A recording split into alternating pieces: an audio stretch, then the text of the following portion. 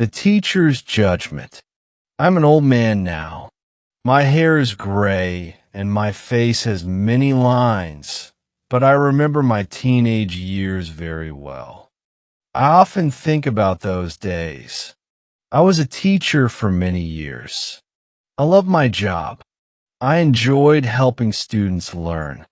Every day, I stood in front of my class and taught with passion.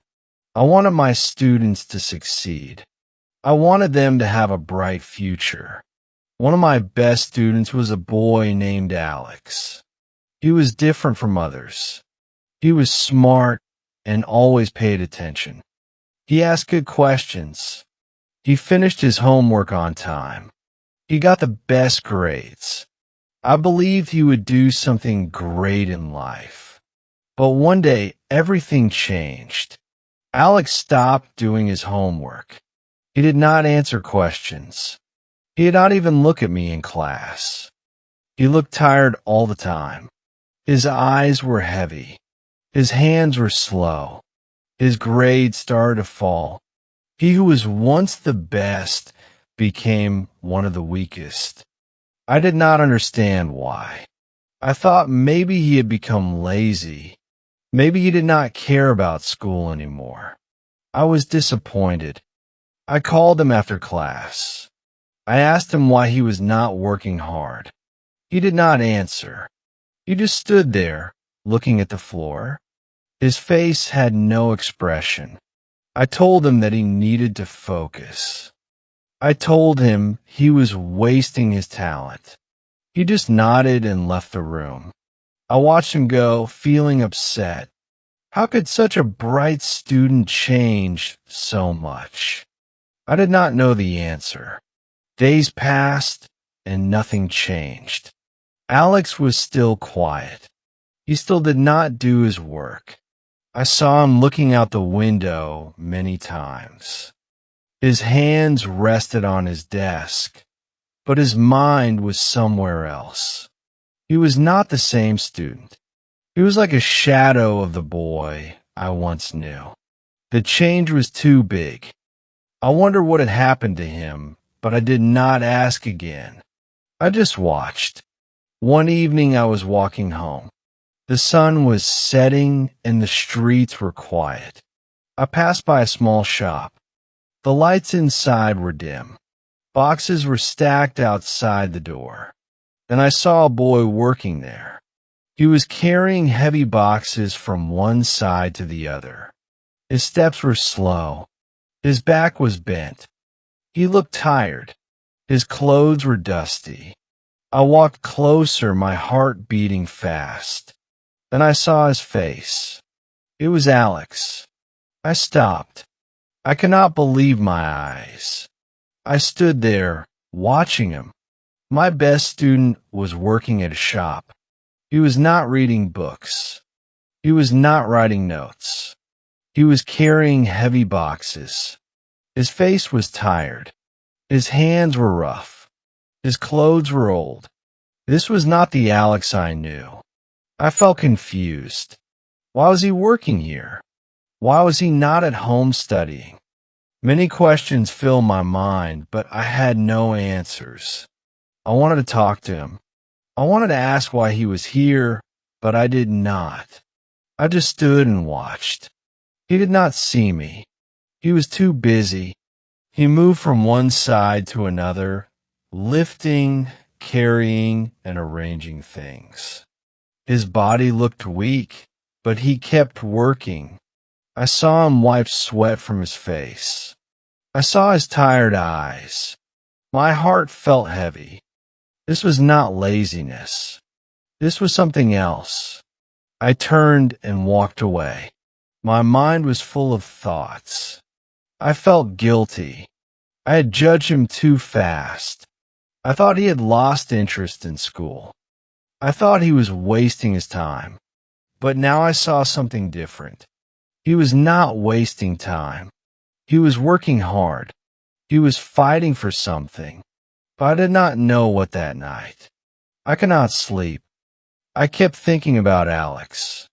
I remembered the way he looked in class. I remember the way he looked at the shop. The two images were so different. He was not the same boy. Something had happened, something big. I wanted to understand. I wanted to know the truth. The next day, I watched him again in class. He was quiet. He looked tired. His books were closed. His pen did not move. But I saw something new. I saw pain in his eyes. I saw worry on his face. He was not lazy. He was struggling. But with what? I had to find out. I could not ignore it anymore. I had to talk to Alex. I had to understand what was happening. After class, I call him again. He stood in front of me, just like before. His shoulders were low. His face was tired. His hands were in his pockets. He did not look at me. I asked him again, "Alex, what is wrong?" But he did not answer. He stayed silent, just like before, but this time I did not stop. I said, "I saw you at the shop." His head lifted slightly. His eyes met mine for a second, then looked away. I knew he heard me. I knew he understood. There was a long silence. Then he took a deep breath. "I have to work," he said in a low voice. His words were simple, but they felt heavy. I waited for him to say more, but he didn't. I did not know what to say. I had many questions, but I did not want to push him, so I just nodded. "Thank you for telling me," I said. He nodded back and walked away. My heart felt even heavier than before. I wanted to help, but I did not know how. That evening, I could not stop thinking about Alex. His words repeated in my head. I have to work. But why? What had changed in his life? I decided to find out. The next day after school, I went back to the shop. I stood outside and watched. Alex was there again, carrying boxes, moving quickly, working hard. Then I saw the shop owner, an old man with gray hair. I walked up to him and said, "Excuse me, sir. Can I ask about the boy who works here?" The man looked at me and smiled. "You mean Alex?" he asked. "Yes," I said. "He is my student." The man's smile faded. He sighed and spoke. "That boy has been through a lot." I felt my heart beat faster. "What do you mean?" I asked. The man looked at Alex, then back at me. "His father is gone," he said. "He left." I stared at him. "Left," I repeated. The man nodded. "Yes. One day he just disappeared. No one knows where he went." I felt a sharp pain in my chest. I thought Alex's father had died, but he had not. He had left. He had chosen to leave. I suddenly understood why Alex had changed, why he was working, why he was so tired. I stood there in silence. I remembered Alex's bright eyes, his sharp mind, his strong spirit. Now I saw his tired face, his slow hands, his quiet voice. He had lost something big.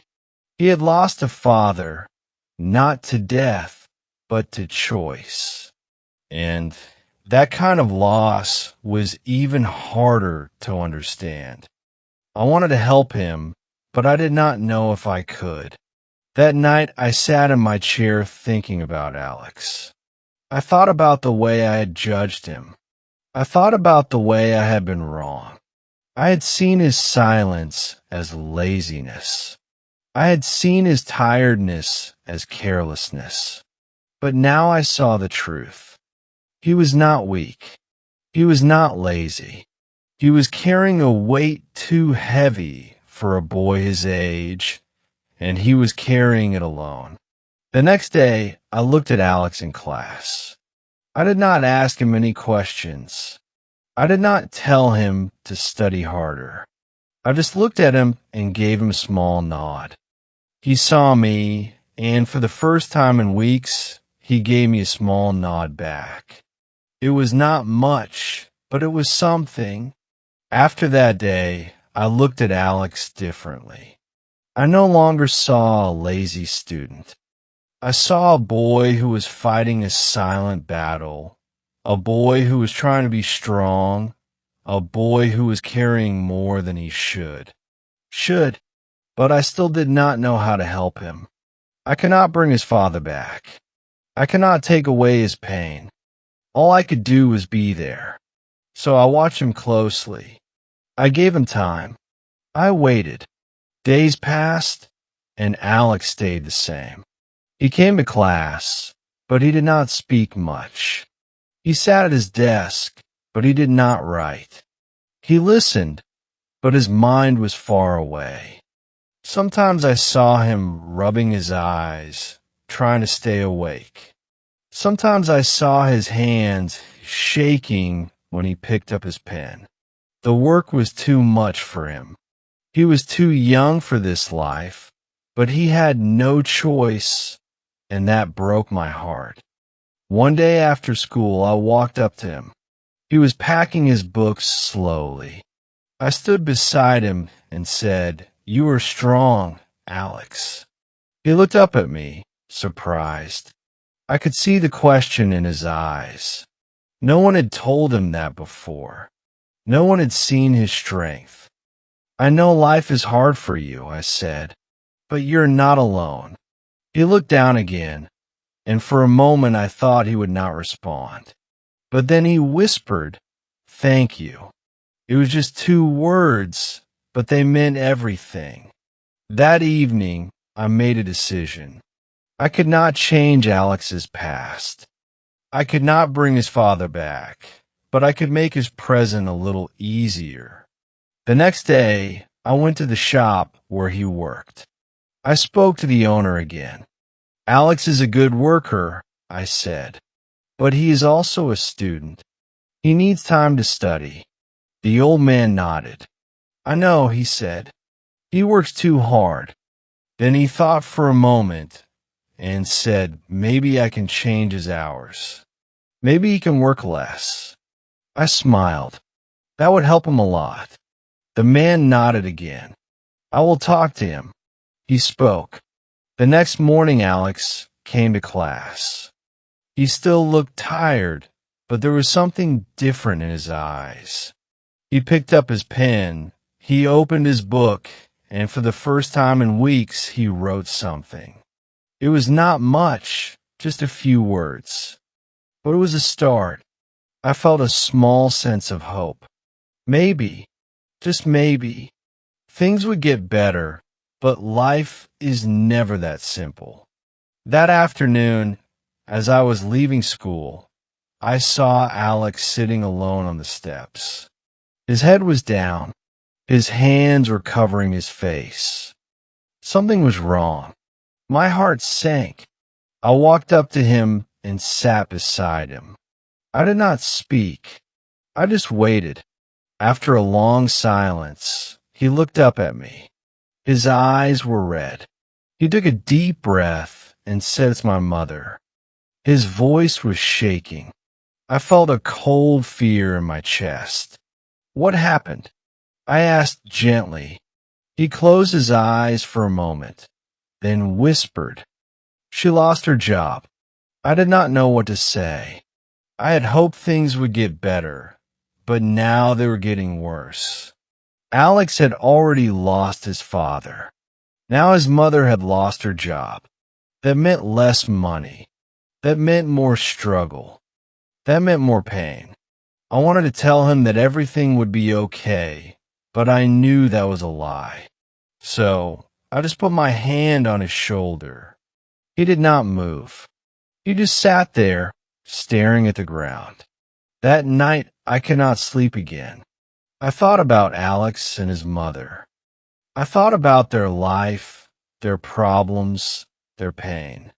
I wanted to help, but how? I was just a teacher. I had no power. I had no money to give. All I had are my words, and I hoped they would be enough. The next day, I watched Alex closely. He looked even more tired than before. His eyes were dull, his shoulders were lower, his hands were slower. He was trying to stay strong, but I could see the weight on him. His mother had lost her job. That meant more work for him. That meant more nights without sleep. That meant less food on the table. I cannot imagine how hard it was for him. After class, I sat beside him again. "Alex," I said softly, "you do not have to do this alone." He looked at me, confused. "Everyone needs help," I continued. "Even the strongest people." He stayed silent for a moment, then sighed. "I don't know what to do," he admitted. His voice was small. He was just a boy, but life had forced him to act like a man. I thought for a moment. Then I said there are people who can help. He frowned. "Like who?" he asked. "Like the school," I said. "Like the community." He shook his head. "I don't want charity," he whispered. His pride was strong, but I saw the fear in his eyes. "It is not charity," I said. "It is support, and everyone needs support." He did not answer, but I could see that he was thinking that was enough for now. Later that day, I spoke to the school principal. I told him about Alex. I told him about his mother. The principal listened carefully. Then he nodded. "We can help," he said. "There are programs for students like him." My heart felt lighter. Maybe finally Alex would get the help he needed. The next morning, I told Alex about the school support. He hesitated. He was not used to asking for help, but then he nodded slowly. "Okay," he said. It was just one word, but it was the beginning of something new. Maybe, just maybe, things would change.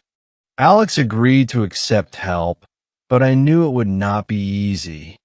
He was used to carrying everything alone, never asking for anything, but now he had support.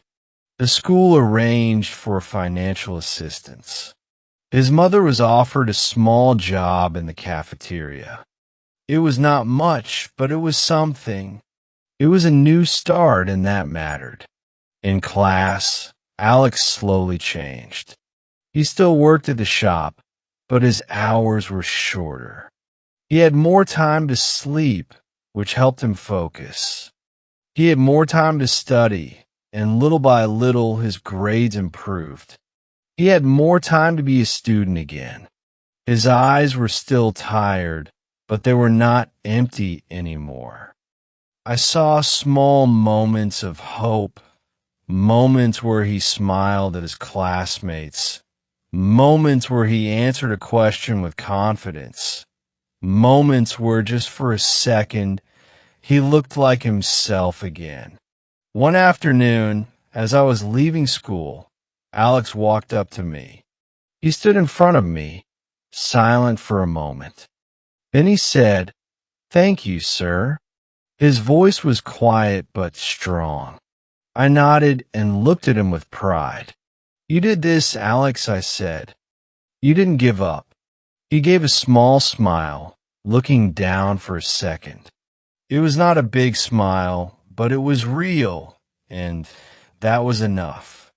As time passed, Alex continued to improve. He was still not the same boy he once was, but maybe that was okay. Life had changed him in ways that no child should experience. Hardship had made him grow faster than others, but he was not alone anymore, and that made all the difference. He had friends who supported him. He had teachers who cared. He had a mother who was trying her best. Step by step, things were getting better. Watching Alex, I learned something important. We never truly know what someone is going through. We see their actions, but not their struggles. We see their silence, but not their pain. I had judged Alex before, without understanding his story. I had thought he was lazy, uninterested in school, but I was wrong. He was not weak. He was not careless. He was just a boy trying to survive. And from that day on, I promised myself to always look deeper, to always see beyond the surface.